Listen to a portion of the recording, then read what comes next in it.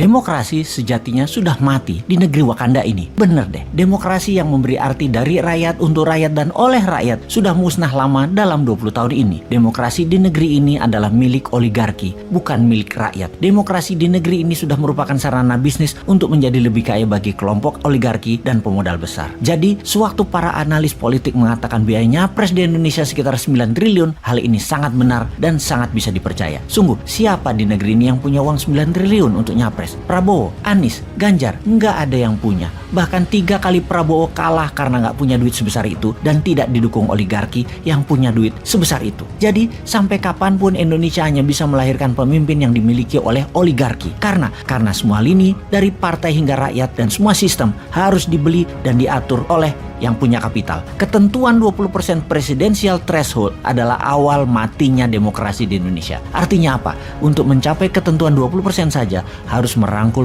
partai lain, dan untuk merangkul ini tidak cuma-cuma, harus bayar mahar. Setelah dapat threshold 20%, apakah sudah cukup? Ya hanya cukup untuk mendaftar ke KPU saja. Perjalanan masih panjang fulus keluar setelah mendaftar dari KPU tersebut. Kita hitung berapa biaya itu. Bervariasi di partai kelas menengah dan atas, paling murah 1 triliun. Di kelas menengah partai minta antara 400 sampai 500 miliar. Plus ada tambahan beberapa kursi kementerian dan jabatan berpotensi menghasil cuan lain yang mereka minta. Bisa dibayangkan dari mana calon capres untuk bisa membiayai mahar partai kalau tidak mencari pemodal. Di sini Indonesia akan selamanya dikungkung oleh oligarki jika ketentuan presidensial threshold tidak 0%.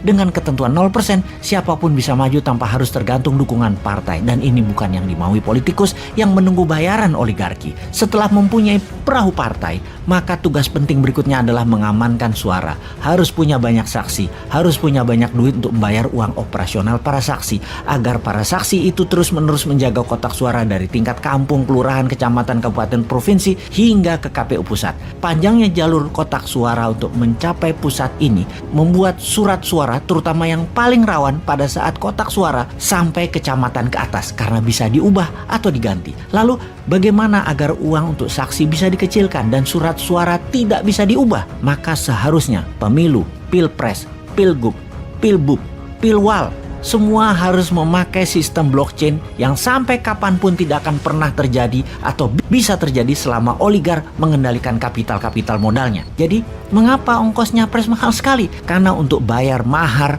partai, baik partai yang akan jadi pelengkap persyaratan 20% dan juga kolaborasi partai pendukung. Kemudian pos kedua adalah membayar saksi. Pos ketiga yang juga perlu dana besar yaitu untuk sosialisasi dan memframing, seperti membayar pengamat untuk menggiring opini, membayar lembaga survei, membayar iklan terutama iklan TV, membayar konsultan politik, membayar buzzer, mencetak kaos dan berbagai atribut baliho, bendera dan lain sebagainya, serta biaya-biaya posko. Di pos berikutnya yang perlu dana besar untuk membeli suara rakyat adalah di pedesaan. Satu suara itu sekitar 30 sampai 100 ribu rupiah per kepala, dan ini ada bandarnya. Biasanya sang bandar akan menghitung suara di mana yang bisa dan mudah serta murah untuk mereka beli. Sekarang di tahun 2024, siapa capres yang punya 9T? Satu pun nggak ada. Sekali lagi, yang punya duit triliunan itu hanya oligarki. Bayangkan, satu oligarki bisa modali antara 2 sampai 3 triliun selama nantinya kebijakan pemerintahannya akan menguntungkan mereka, yaitu balik modal plus laba. Ya bayar 9T itu. Bagi oligarki, biaya capres yang hanya 9 triliun itu kecil. Jadi, sungguh demokrasi sudah mati di Indonesia ini, yang dibikin oleh pejabat yang berkuasa dalam 20 tahun terakhir ini bersama oligarki. Juga, mulai sekarang kita bisa jelas melihat yang anti threshold 0%, mereka adalah yang anti demokrasi dan mereka adalah agen oligarki apapun alasan mulutnya mengatakan. Singkatnya, mereka antek oligarki. Kalau benar mau demokrasi menang, jadikan threshold 0%, pastikan blockchain sebagai hitungan alat suara, lalu menangkan New Mind di 2024 karena Bosman tidak akan terbeli oleh oligarki. Di kantongnya ada 11.000 triliun. Hai, kamu tahu nggak sih? Pakai Dinaran, kalian bisa beli emas dengan biaya 10.000 aja loh. Kamu bisa transaksi emas dengan sistem digital jauh lebih mudah. Beli emas, belanjakan emas, ambil emas, beri atau transaksi emas bisa dimanapun kalian lakukan.